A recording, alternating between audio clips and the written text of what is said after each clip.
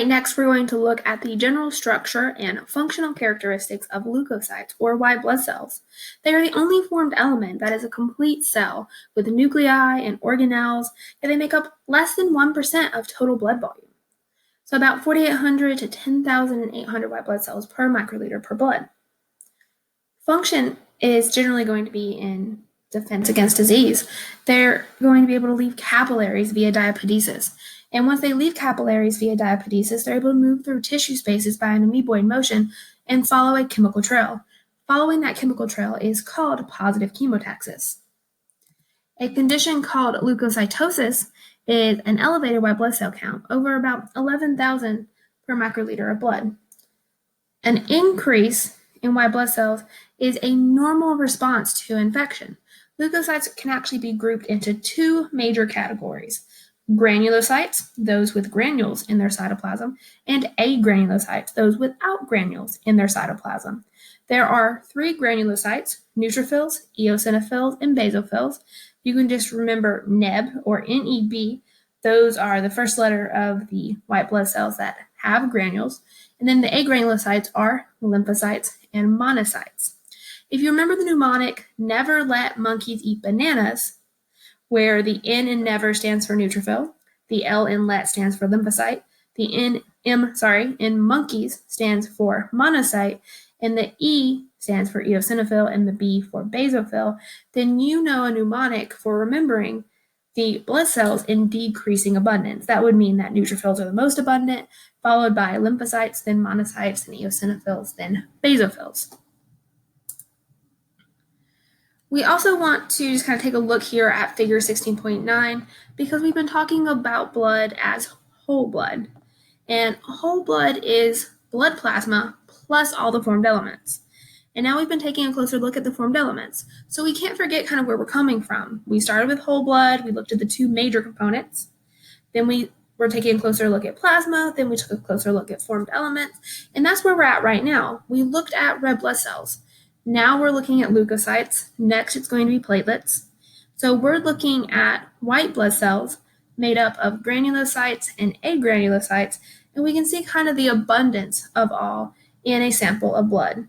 So definitely neutrophils, the most abundant, and then basophils, the least abundant. So a great study image. I definitely recommend coming back to figure 16.9. We're also going to see here the histology of all the leukocytes. We have the neutrophils with their lilac or light purple granules, and their multinucleated or mini-lobe nucleus. So generally they're going to have anywhere from 4 to 6 lobes in their nucleus. So they will appear multinucleated, but keep in mind they're actually multi-lobed because all the nuclei lobes are connected. Eosinophils with their red or pink granules and their bilobed nucleus. Kind of looks like a weird earmuff situation here.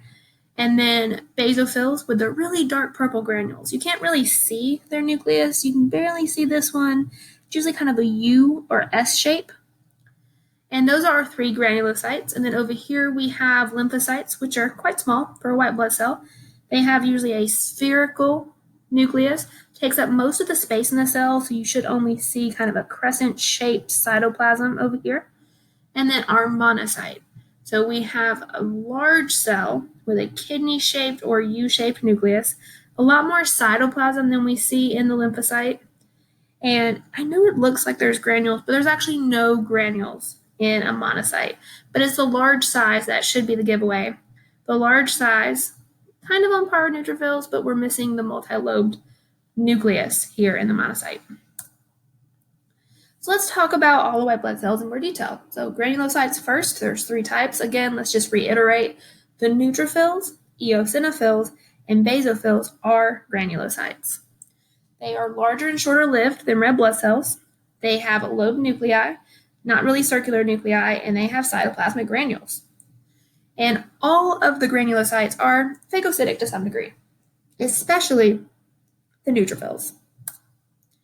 So neutrophils are the most numerous white blood cell. They're bigger than red blood cells, and their granules are generally kind of a light purple. Their granules generally stain with both acid and basic dyes, hence their name neutrophil for neutral. Their granules also contain hydrolytic enzymes or antimicrobial proteins or defensins. They're commonly called PMNs or polymorphonuclear leukocytes, and that's because of the shape of their nucleus, which is multilobed. Their nuclei can have anywhere from 3 to 6 lobes. They're very phagocytic. Definitely kind of reference them as bacteria slayers. They kill microbes with reactive oxidative species, so oftentimes it's said that their microbe killing process is a respiratory burst or kind of a potent display of releasing oxidizing substances, things like bleach and hydrogen peroxide. The defensin granules that also merge with a phagosome are able to form spears, and those things would pierce holes in membranes of an ingested microbe. And when we get to the immune system, we'll see other things that kind of pierce holes in microbes that are able to help kind of digest them and break them down. We're just getting kind of introduced to some of these topics right now. So here is our neutrophil with its multi-lobed nucleus and light lilac or light purple granules. Eosinophils are only going to account for about 2 to 4% of all leukocytes. What's really going to set them apart if you're looking at them under a microscope is they will have red staining granules. Those granules contain digestive enzymes, and we'll see those granules surrounding a purple 2-lobed or bilobed nucleus. Usually the nucleus resembles earmuffs. We're also going to see that they play a role in allergies and asthma, as well as they're often immune response modulators. Eosinophilia is a condition wherein there is an increase in the number of eosinophils in the bloodstream, and oftentimes this is going to be indicative of an infection. So here are our eosinophils. Our eosinophils have a bilobed nucleus and red cytoplasmic granules. Next, we're going to look at basophils. So basophils are pretty rare. As far as white blood cells are concerned, they're definitely the rarest of all 5, including if we look at the agranulocytes. Their nucleus is deep purple, 1 or 2 constrictions, so we can have an S or we could have a U-shaped nucleus. They have large, dark purple basophilic granules, and those granules contain histamine. So that is an important note about basophils, is basophils contain histamine. Basophils are actually very similar to mast cells, which also contain histamine. And histamine is an inflammatory chemical. It acts as a vasodilator, kind of similar to nitric oxide, but it's going to be involved in leukocytosis, or the process that attracts white blood cells to inflamed sites and allows them or prompts them to move from blood into tissue via diapedesis.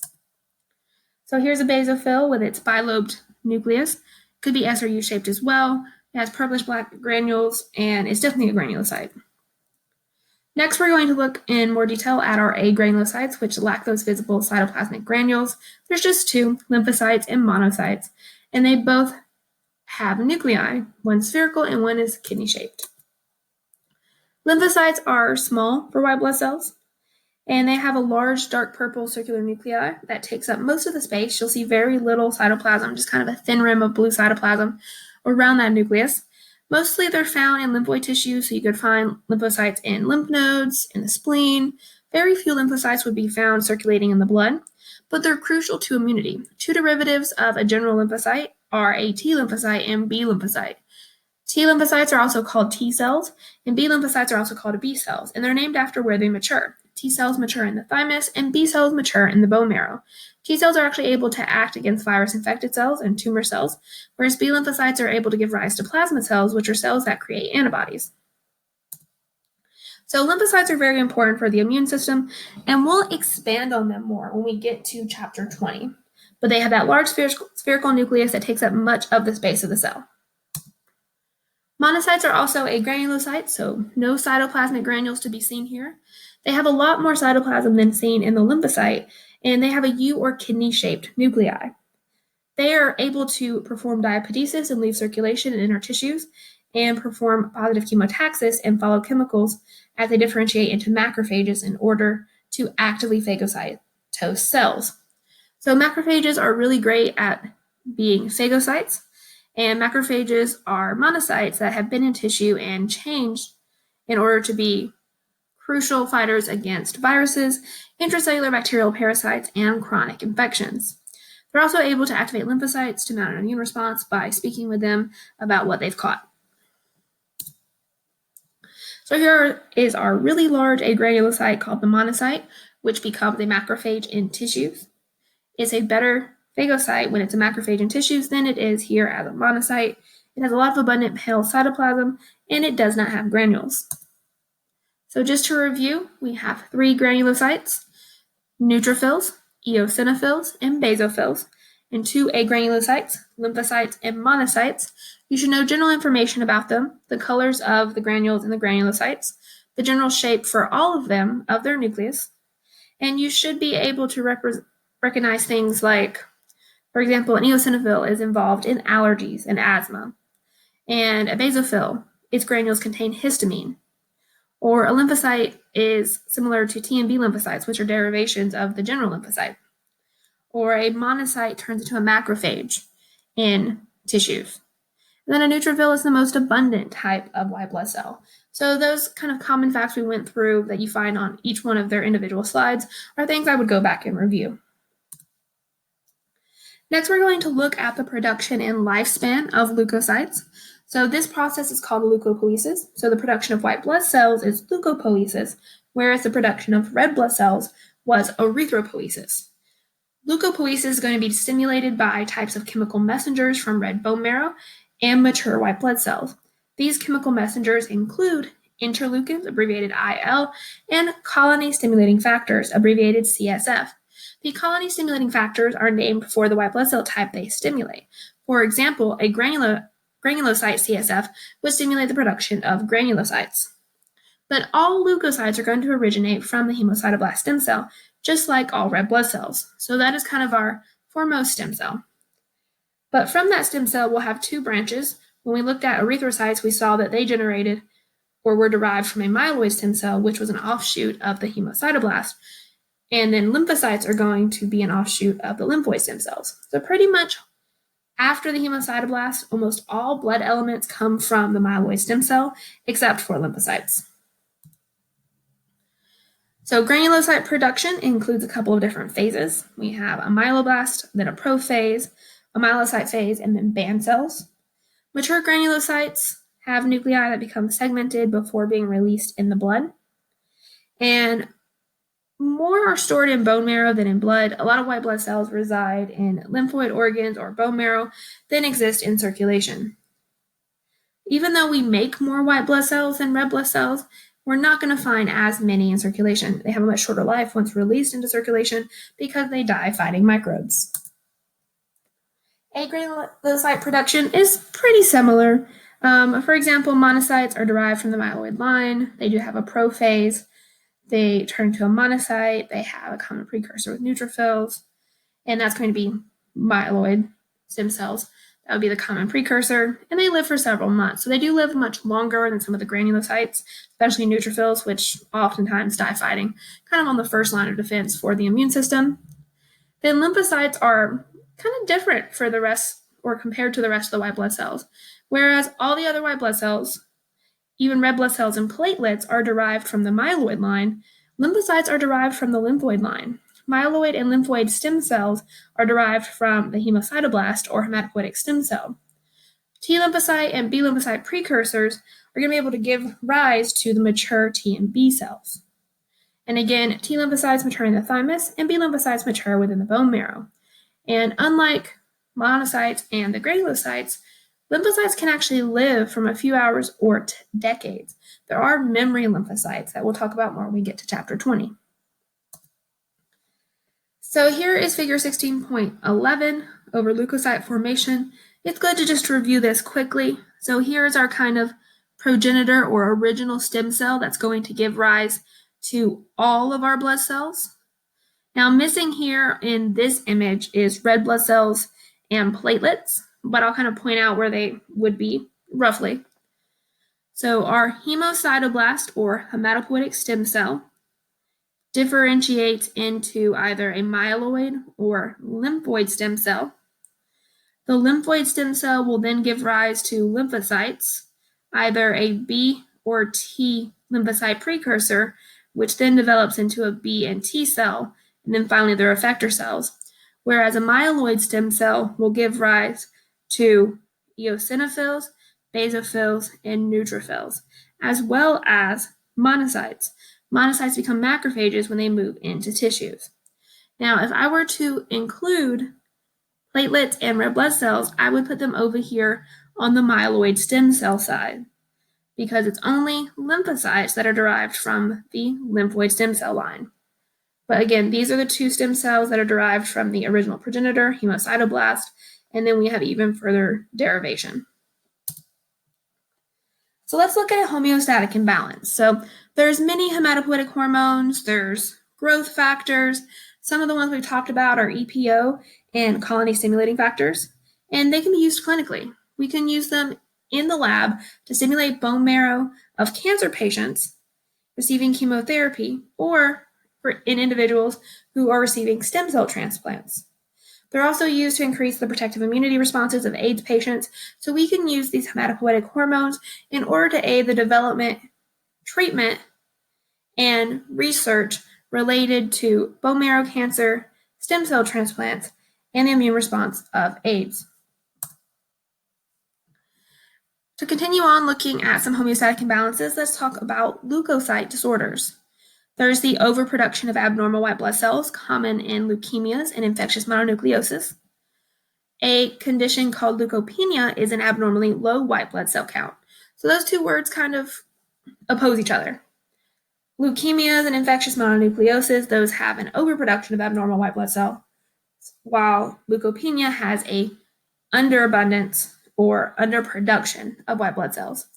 Leukopenia can be drug-induced. It can be particularly caused by anti-cancer drugs, so cancer therapies, chemotherapy, or even the upregulation of glucocorticoid production. So leukemias are cancers. They're cancerous conditions involving the overproduction of abnormal white blood cells. So normally you have white blood cells produced, but it's one particular type of white blood cell that crowds out all the other types of white blood cells. And this abnormal white blood cell is not functioning. So it usually involves clones of a single abnormal cell. We name these kind of abnormal white blood cells after the clone that's involved. Like a myeloid leukemia involves a myeloblast descendant, or a lymphocytic leukemia involves lymphocytes. But the reason that leukemias can be dangerous is because not only are we producing abnormal white blood cells that are non-functioning, because they're being produced in abundance and they're crowding out the other cell lines, we may see an underproduction of other types of white blood cells and even red blood cells and platelets. Acute or quickly advancing leukemias are derived from stem cells, and unfortunately they primarily affect children, whereas the chronic, slowly advancing leukemia that involves the proliferation of later cell stages is more prevalent in older individuals. But without treatment, all leukemias are fatal. So immature, non-functional white blood cells that are flooding the system, that flood the bloodstream and crowd out other cell lines, lead to anemia and bleeding. And death is usually going to be as a result of internal hemorrhaging or other overwhelming factors such as opportunistic infections. Treatments for leukemias include irradiation, anti-leukemic drugs, and stem cell transplants. Let's also look closer at infectious mononucleosis, also known as the kissing disease. It is a highly contagious viral disease, usually seen in young adults. It's caused by the EBV virus or Epstein-Barr virus, and it results in high numbers of typical agranulocytes. So it involves lymphocytes that become enlarged. Remember, lymphocytes are agranulocytes. And it was originally thought that the cells were monocytes, but we now have since learned that it's involving lymphocytes. And that's where the name comes from, is the fact that we thought originally this virus involved monocytes, so we called it infectious mononucleosis. But the symptoms of the kissing disease are feeling fatigued or tired, having aching joints, having a chronic sore throat, and then kind of a low-grade fever. And it kind of runs its course. It's a virus, so we can only treat the symptoms, but it can last 4 to 6 weeks. All right, we're going to move on now from leukocytes and look at platelets. Platelets are fragments of bigger cells. This bigger cell is called a megakaryocyte. It's blue staining, it has many nuclei, it contains several chemicals involved in the clotting process, things like serotonin, calcium, enzymes, ADP, platelet-derived growth factor. So it contains the stuff involved in hemostasis. The function of platelets are to form a temporary platelet plug that helps seal breaks in blood vessels, And this will be a function we look at in depth, again, when we get to hemostasis, the process of forming a blood clot or preventing bleeding. Circulating platelets also contain nitric oxide, and they're kept inactive and mobile by the nitric oxide and prostacyclin, which also produced by endothelial cells lining blood vessels. So platelet formation is regulated by a hormone. So if EPO or erythropoietin regulates the production of red blood cells, then it should make a little sense that thrombopoietin regulates the production or formation of platelets, because platelets are also called thrombocytes. We also just talked about the fact that platelets are formed from megakaryocytes. Megakaryocytes begin as megakaryoblast from the myeloid cell line. In a megakaryoblast, mitosis occurs but no cytokinesis, so we get a really large cell with a lot of multi-lobed nuclei. And a stage 4 megakaryocyte sends out cytoplasmic projections into the lumen of a capillary, and these projections, because they're being projected out of a sinusoid capillary, break off and form platelet fragments. So essentially what we're saying is platelets are formed from megakaryocytes. Megakaryocytes are big cells with multi-lobed nuclei. These big cells, which are located in the red bone marrow, can't get out of small blood vessels called capillaries, so they send out tiny cytoplasmic extensions, and these extensions break off when blood flow passes by them. And these broken off pieces of a megakaryocyte, this is what we're calling platelets.